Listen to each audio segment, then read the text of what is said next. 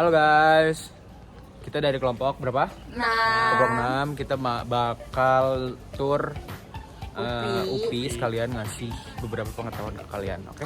Ikutin terus ya. Ikutin terus, bye-bye.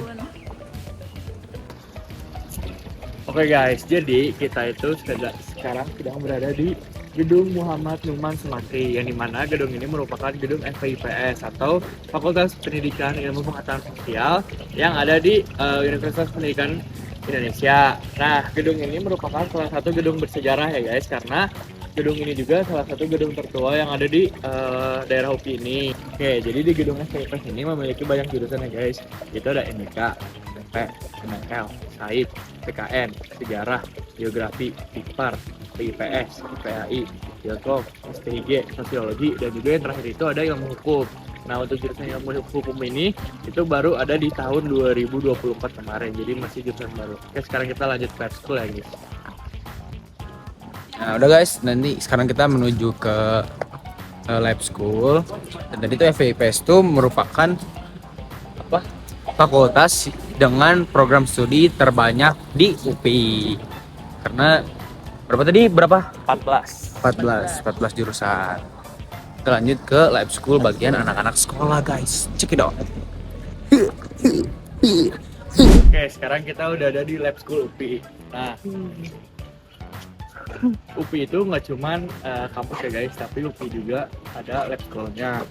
Nah, untuk lab school sendiri itu ada dari TK, SD, SMP, dan SMA. Tapi dulu itu lab school itu namanya bukan lab school, tetapi SMP dan SMA Core Free.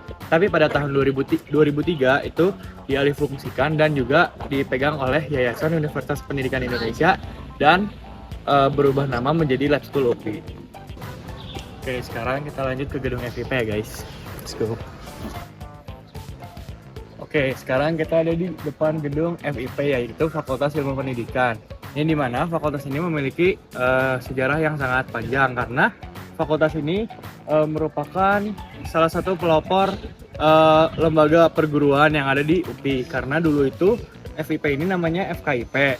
Pada saat kampus ini bernama IKIP, tetapi pada saat kampus ini bernama UPI berubah menjadi FIP. Dan juga di fakultas ini hanya ada satu jurusan yang non pendidikan, yaitu jurusan psikologi. oke guys, sekarang kita ada di FPMIPA. Jadi gedung FPMIPA ini punya 3 gedung, yaitu gedung A, B, dan C. Nah, jadi dari kelebihan dari gedung FPMIPA ini terbilang bangunan yang sangat kokoh, yang dimana dulu tuh pada saat pembangunan itu ada kerjasama dengan Jepang, yaitu JICA, Japan International Cooperation Agency, yang dimana gedung ini memiliki kelebihan yaitu tahan gempa. Dan juga di gedung FPMIPA ini terdapat 4 bangunan ikonik, yaitu berbentuk spiral, yang dimana itu tuh di dalamnya ada tangga. Jadi itu adalah keunikan dari FPMIPA. Oke, sekarang kita ada di Hotel Bumi Siliwangi. Jadi tadinya tuh sebelum ganti namanya di Hotel Bumi Siliwangi itu bernama Isola Resort, yang dimana ini tuh sebuah penginapan, dan ini tuh dipergunakan untuk umum. Dan khususnya juga biasanya Hotel Bumi Siliwangi ini ditempati oleh para wisudawan atau wisudawati yang ingin wisuda pada saat lulus. Jadi kita next ke tempat selanjutnya. Oke, sekarang kita berada di tenis indoor, yang dimana ini merupakan salah satu fasilitas yang ada di UPI, dan posisinya juga berada di tepat sebelah Fakultas Matematika dan Ilmu Pengetahuan Alam, Hotel FPMIPA, dan juga Hotel Bumi Siliwangi. Jadi untuk fasilitas selanjutnya ada di next.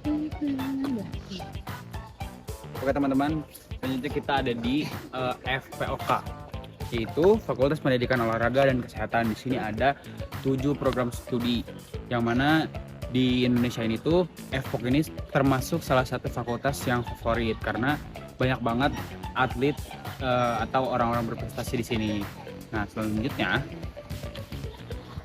sini juga ada gimnas. Nah, Gimnas ini tempat fasilitas olahraga yang ada di UPI. Salah satunya yang paling besar tuh bisa dipakai buat basket sama futsal. Terus juga ini biasa dipakai sama orang-orang turnamen, terus juga dari asosiasi yang ada di Jawa Barat, misalnya tim futsal, banyak banget yang bisa dipakai buat latihan di sini. Terus di lantai bawahnya itu ada gym, ada tempat buat tenis meja juga, dan di sini juga ada taman bugar.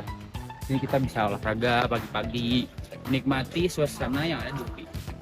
Selain itu juga, satu lagi, di sebelah Gimnas, sebelah sananya, itu ada sport hall yang bisa dipakai buat main volley sama main badminton. Kayak gitu guys.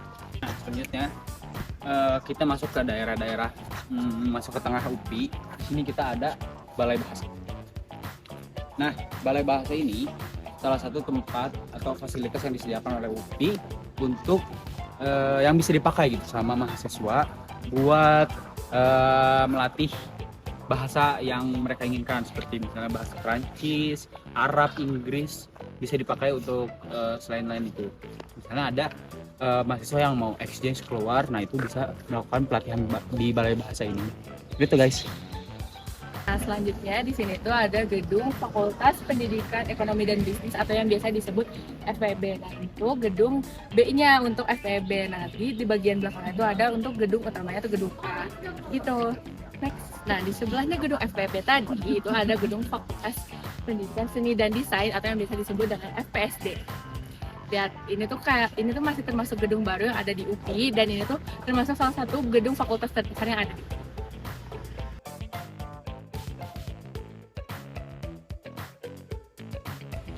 Nah, selanjutnya di sini ada gedung Museum Pendidikan Indonesia, yang mana museum ini tuh merupakan pusat edukasi dan juga pelestarian sejarah pendidikan yang ada di Indonesia. Nah, museum ini juga punya koleksi, yaitu ada alat peraga pendidikan kuno dan juga ada seragam sekolah dari masa ke masa, juga ada buku pelajaran lama, dan yang penting ada dokumentasi dari tokoh-tokoh penting dari sejarah pendidikan di Indonesia. Gitu guys. Nah, next kita ada di bangunan paling ikonik yang ada di UPI, yaitu Gedung Isola. Jadi Gedung Isola itu didirikan pada tahun 1933 oleh seorang arsitek yang bernama C.P. Wolf Schumacher. Nah, ini itu merupakan gedung yang bergaya arsitektur Art Deco yang menjadikan salah satu gedung ikonik pada masanya. Dan ini merupakan gedung ikonik yang ada di UPI dan sekarang menjadi kantor rektor di UPI. Kalau teman-teman ke UPI, jangan lupa kesini ya.